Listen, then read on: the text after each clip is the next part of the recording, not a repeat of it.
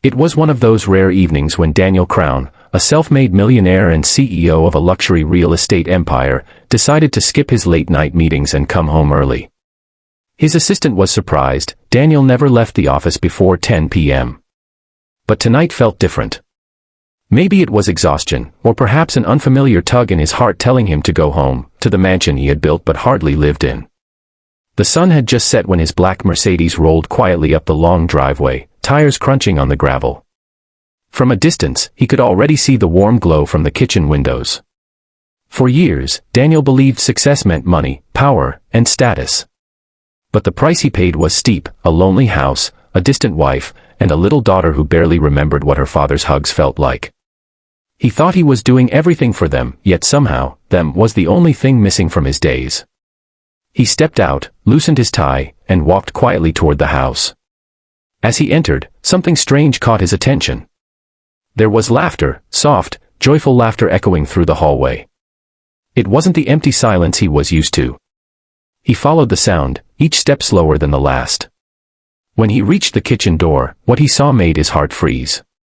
There, standing by the sink, was his wife, Emma, wearing a simple apron, her hair tied loosely, smiling the most beautiful smile he'd seen in years.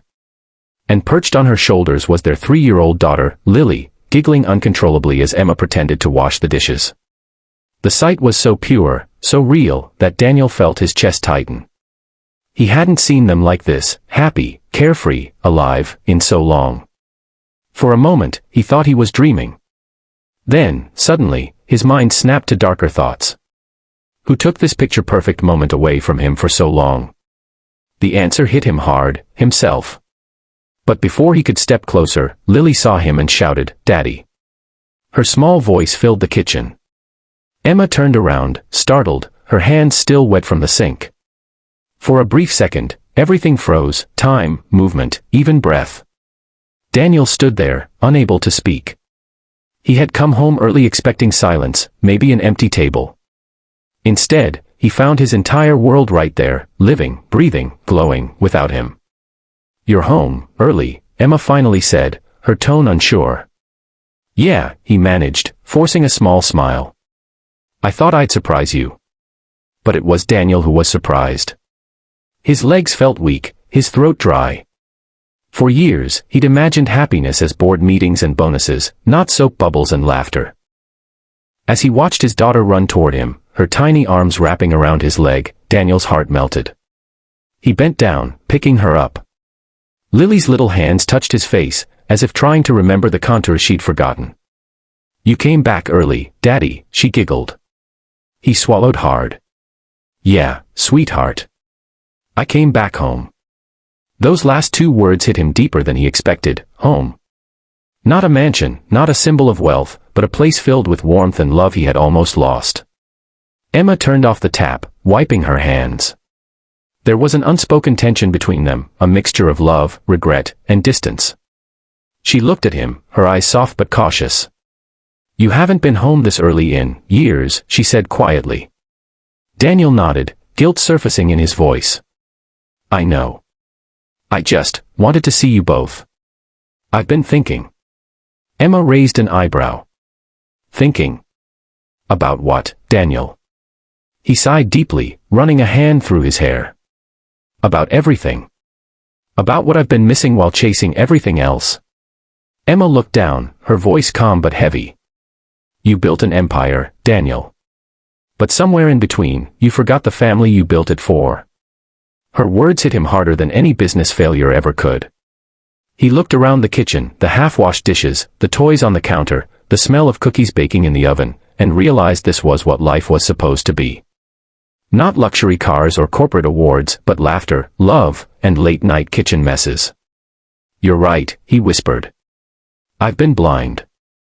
Lily tugged at his tie, laughing again.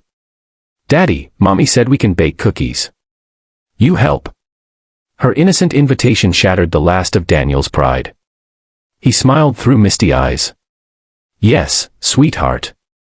I'd love to."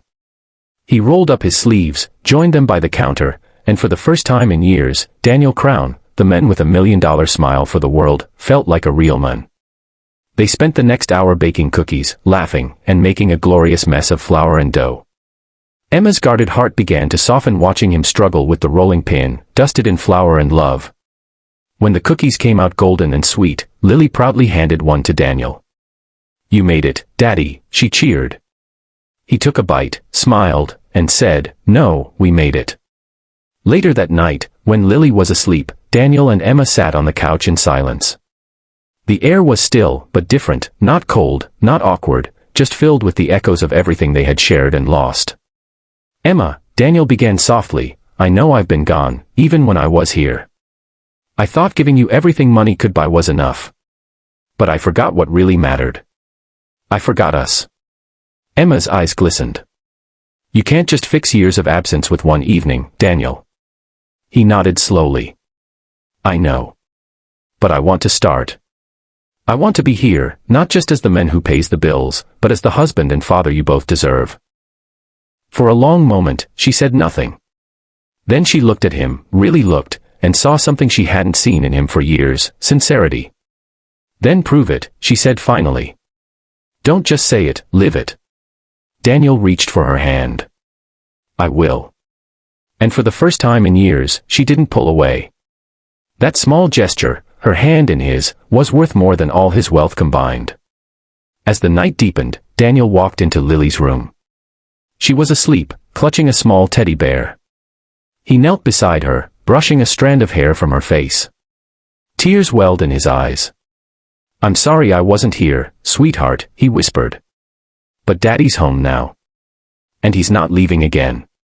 He kissed her forehead, stood up, and looked around the room, decorated with drawings he had never seen, books he had never read to her. He realized just how much he had missed. How much he had lost in pursuit of more.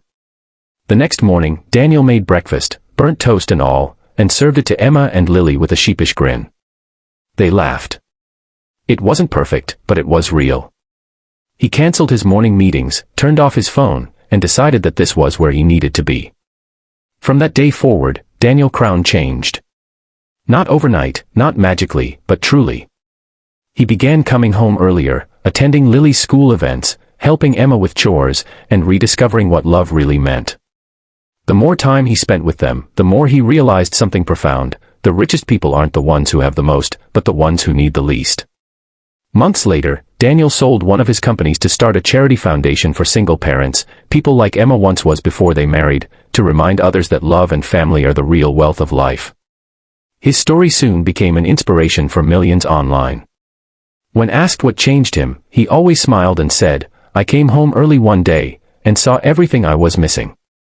We often chase dreams so hard that we lose sight of what truly matters: the laughter of loved ones, the warmth of home, the peace that money can't buy.